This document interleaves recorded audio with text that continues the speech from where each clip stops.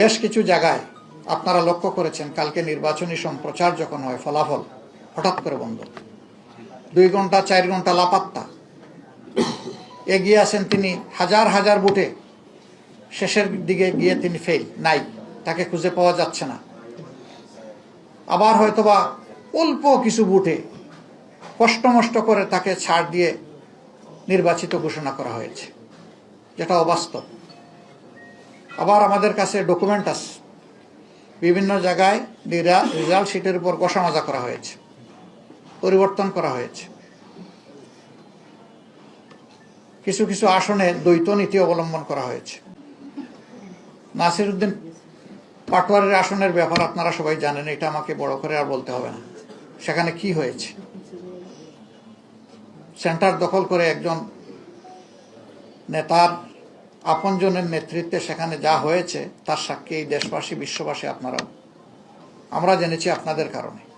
বাংলাদেশ খেলাফত মজলিসের আমির আল্লামা মামুনুল হক সাহেব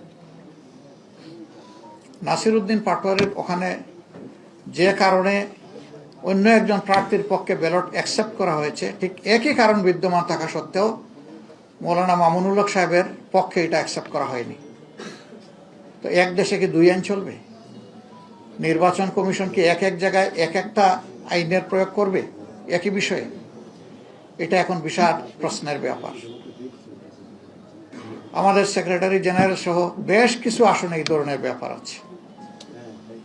স্ব আসনে যাদের উপরে এই অন্যায় আচরণ করা হয়েছে, যাদের অধিকার জোর করে কেড়ে নেওয়া হয়েছে, আমাদের সিদ্ধান্ত তারা প্রতিকার চাইবেন।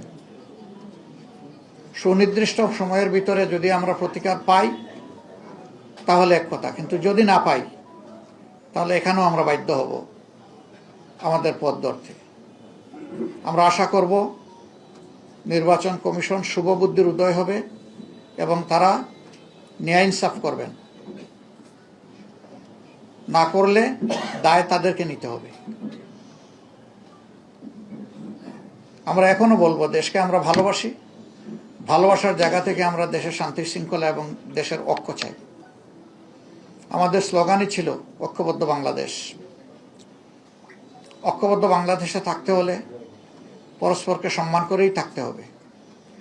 এখানে কেউ রাজা নয় আর বাকিরা প্রজা নয়, এখানে কেউ মালিক নয়, বাকিরা তাদের অধীনস্থ নয়। এখানে সকলেই বাংলাদেশের একই সংবিধানের অধীনে সমান অধিকার তারা ভোগ করবেন। অতীতে ফ্যাসিবাদের বিরুদ্ধে আমাদের লড়াই হয়েছে, আমরা আশা করেছিলাম যে এই কালো অধ্যায়ের অবসান হোক, কিন্তু যদি আবার এটা ফিরে আসে আমরা লড়ে যাব, আমরা থামবো না ইনশাআল্লাহ।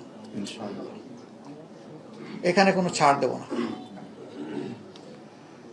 দেশের জনগণের, ফ্যাসিবাদ আমাদের বিরুদ্ধে না, ফ্যাসিবাদ দেশবাসীর বিরুদ্ধে। ফ্যাসিবাদের অধীনে কখনো একটা ডেমোক্রেসি, একটা গণতন্ত্রের বিকাশ ঘটে না। সারা বিশ্ব থেকে এখানে পর্যবেক্ষকরা এসেছিলেন, তারা সময় দিয়েছেন, ঘুরেছেন, দেখেছেন, তারা তাদের অবজারভেশন তুলে ধরবেন। আমরা